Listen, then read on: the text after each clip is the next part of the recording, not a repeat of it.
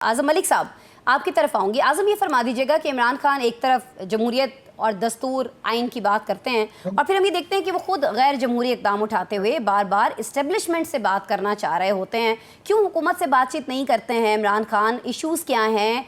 एक बार हमने देखा था कि बाकायदा बातचीत हुई थी, मुज़ाकरात को PTI ने खुद ही ख़त्म शुद कहा था। तो फिर अब क्या बार बार एक सोच जो है वो बदलती हुई क्यों दिखाई देती है हमें? देखिए आसमा, इमरान खान साहब ये बहुत अच्छी तरह से जानते हैं कि गवर्नमेंट के पास कुछ नहीं है मुज़ाकरात के लिए। वो उन्हीं लोगों के पास बार बार मुज़ाकरात के लिए जाते हैं जिनके पास कुछ है देने के लिए। इमरान खान की एस्टेब्लिशमेंट से जो बरह रास्त साधन की पॉलिसी है वो इसे तर्क करके किसी दरमियानी रास्ते की तलाश में है। उन्हें अंदाजा हो गया है आसमा कि निज़ाम के अंदर रहकर ही सियासी बका मुमकिन है। वो इस तरह से जैक ऑफ ऑल ट्रेड बनकर कुछ नहीं कर सकते। और अगर ये अपील उनकी जो उन्होंने की है एस्टेब्लिशमेंट से वाकई संजीदा है, तो इसका ये मतलब हुआ कि वो चाह रहे हैं कि एक ग्रैंड जो है कौमी मुकालमा या ग्रैंड रिकंसिलिएशन की जानब बढ़ना चाहते हैं। वो इस वक्त ये भी मान चुके हैं कि वो कमजोर जगह पर पहुंच चुके हैं और ये इस वक्त की सियासी हकीकत भी है। PMLN के साथ या मौजूदा गवर्नमेंट के साथ मुज़ाकरात की तरफ वो बिल्कुल भी नहीं जाएंगे और ना ही PMLN जाएगी, क्योंकि PMLN मुज़ाकरात की तरफ तब आएगी जब PMLN को ये पता चलेगा कि अब मुल्क के अंदर उनकी साख बहाल हो चुकी है और आइंदा इलेक्शन वो इस पोजीशन में आ गए हैं कि वो उसको विन कर सकें, तब वो जाएंगे इमरान खान के साथ टाइम गेन कहीं ना कहीं हो रहा है। नहीं हो। आज़म मलिक साहब, हम देख रहे हैं कि 21 मई हो गया है। अक़वाम मुत्तहिदा ने कहा था कि शदीद ग़िज़ाई किल्लत है, अगले कुछ घंटों में अगर वहाँ पर खुराक नहीं पहुँचती है, इमदाद नहीं पहुँचती है, तो 14,000 के करीब बच्चे हैं जो मर सकते हैं। लेकिन आज़म मलिक साहब, हम ये भी देख रहे हैं कि इजराइल ये कह रहा है कि वो गाज़ा को मुकम्मल फ़ौजी कंट्रोल में लेगा, यानी कोई उसे रोकने वाला नहीं है। तो क्या हम यहाँ भी देख रहे होंगे कि माइट इज़ राइट वाला कानून जो है वो दुरुस्त साबित होगा? आज़म मलिक साहब, देखिए आसमा, अभी तक तो इसराइल एक बदमस्त हाथी की तरह गजा के ऊपर चढ़ दौड़ा है और जो उसके सामने आ रहा है वो रेत की दीवार साबित हो रहा है। और हालिया जो फुटेजेस आ रही हैं गजा से वो हौलनाक हैं, दिल दहला देने वाली हैं।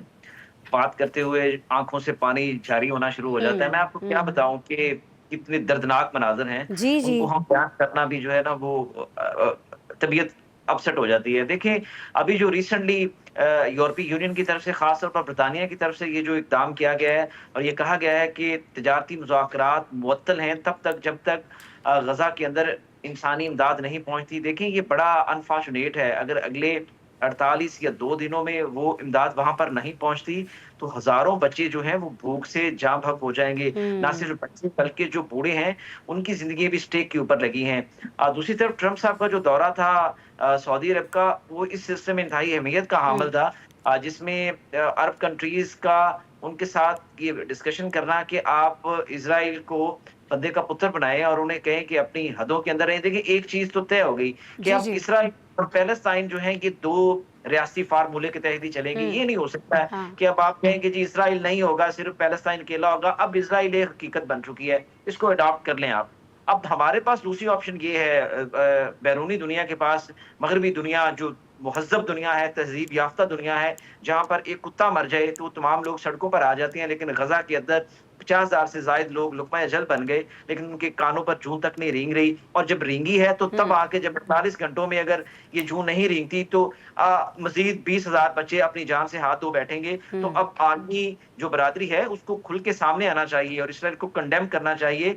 जिस तरह से पाकिस्तान हालिया दिनों में सफारतकारी टर्की, चाइना, रशिया, ठीक इस हो तरह गया। से अगली दफा सफारतकारी दोबारा होनी चाहिए और कम से कम इमदाद तो खोले ना, बाकी बातें तो बात की। ठीक है जी, पहले तो एक फौरी बात तौर पर आसमा ये कहना इमदाद जो चाहता है ये हूँ, बहाल होनी चाहिए। नौशाद साहब मुझे ब्रेक पे जाना है माजरत सर, चाहूंगा, मैं क्विकली एक अगर। बात कहना चाहता हूँ। जी जी आजम सर। मलिक साहब की एक बात से मैं इख्तलाफ करता हूँ। इसराइल कोई हकीकत नहीं है, ना होगी। इसराइल जो कुछ कर रहा है, ये बात याद रखे कि उसने अपनी कब्र खुद खोदना शुरू की हुई है और उसके अंदर से वो कुछ बाहर आएगा कि आप देखिएगा कि ये इस इसराइल के जो इसका लैशबैक है वो इसको बर्दाश्त करने के काबिल नहीं रहेगा। और मुसलमान ममालिक कभी भी इसराइल को किसी भी टर्म एंड कंडीशन पे एक्चुअली कबूल नहीं करेंगे। ये जो आजम साहब, आप सिफारती कुछ कहना मामलात चाह या रहे हैं ऊपर सर ऊपर इसके से जवाब में? करते आई एम हैं, रियली सॉरी, लेकिन मुझे आजम चौधरी साहब की तरफ भी जाना है सर, क्विकली प्लीज। एक हवा चलेगी, मामूली सी एक हवा। ठीक हो गया नौशाद और साहब, आई एम देखिएगा रियली कि सॉरी इसका नौशाद नामो साहब, मुझे निशान नहीं ब्रेक पे रहेगा। जाना है। आजम मलिक साहब का जवाब ले लेते हैं जल्दी से। आजम साहब, नहीं, नौशाद साहब की बात बिल्कुल ठीक है, लेकिन देखिए जो ज़मीनी हकीकत है इस वक्त, अगर आज तक की हकीकत देखें तो वो तो ये है कि इसराइल अब 2 रियासती फार्मूले के तहत ही आगे चलेगा। आजम मलिक साहब,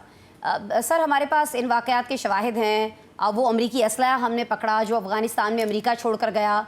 हम उनकी कॉल्स को टैप करते हैं, दहशतगर्दों के अफ़गानिस्तान में मौजूदगी की तस्वीर हमारे पास हैं, लेकिन क्या वजह है आज़म साहब कि आलमी सतह पर हम मजबूत मुकदमा क्यों नहीं रख पाते हैं अपना दुनिया के सामने? पहलगाम वाक़या जो होता है उस पर कितना वावेला किया जाता है, किस तरह से पूरे खित्ते को जंग की आग में धकेलने की कोशिश की जाती है, ये सब ने देखा। हम क्यों उस तरह से मजबूत मुकदमा नहीं बना पा रहे हैं इन सारे शवाहिद के बावजूद? जी आसमा साहबा, बहुत शुक्रिया। सबसे पहले तो मुझे अंदाजा था कि आज आप जो प्रोग्राम शुरू करेंगी उसका स्टार्ट इसी अफसोसनाक वाक़ये से होगा। अफसोसनाक वाक़ये से होगा। जी, जी। मेरे पास तो अल्फाज नहीं है, मैं बोल नहीं सकता। असल में आसमा साहबा ये चाहते ये हैं कि आहिस्ता आहिस्ता इस तरह के वार करें कि लोग बलूचिस्तान के अंदर जो है वो तालीमी इदारों से उनका जो सिक्योरिटी कंसर्न है वो दूर होते जाए, तालीम को निशाना बना रहे हैं। और मैं इससे पहले कितनी बार कह चुका हूँ कि हालिया 1 महीना मैंने बलूचिस्तान में गुजारा, तो असल में वो चाह ये रहे हैं कि अगली लड़ाई जो है वो बलूचिस्तान में लड़ी जानी है। काशिफ साहब, एक चीज़ मैं दुरुस्त कर दूं कि अब हमें इन्हें BLA, BLF, Baloch liberation army नहीं कहना। अब हमने आज से इन्हें Bharat liberation army, Bharat liberation front कहना, क्योंकि ये भारत की जो है प्रॉक्सी है, वो जहां पर लड़ रहे हैं। 1500 से 2000 बंदे हैं।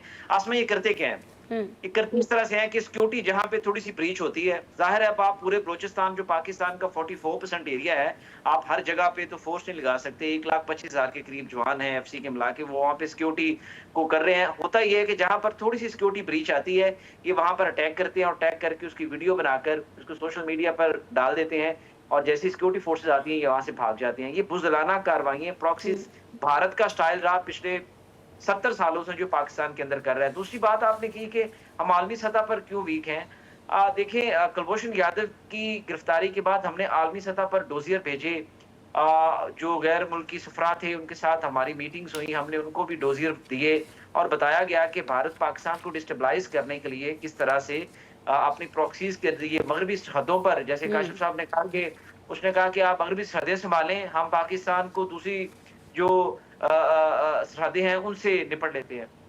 तो ये प्लान उनका नाकाम हुआ।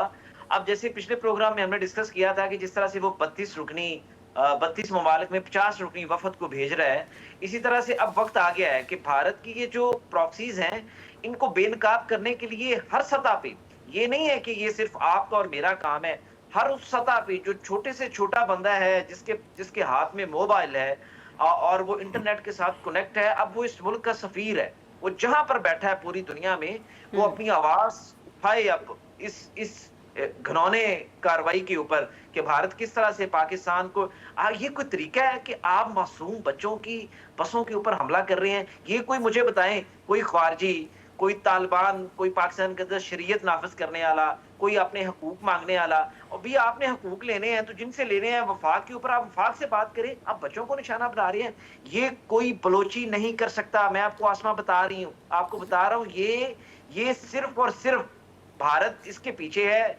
और इजराइल के साथ एक मजबूत इत्तेहाद के साथ वो बलूचिस्तान को ठीक हो गया। आपने ये बड़ी ज़बरदस्त बात की कि आज़म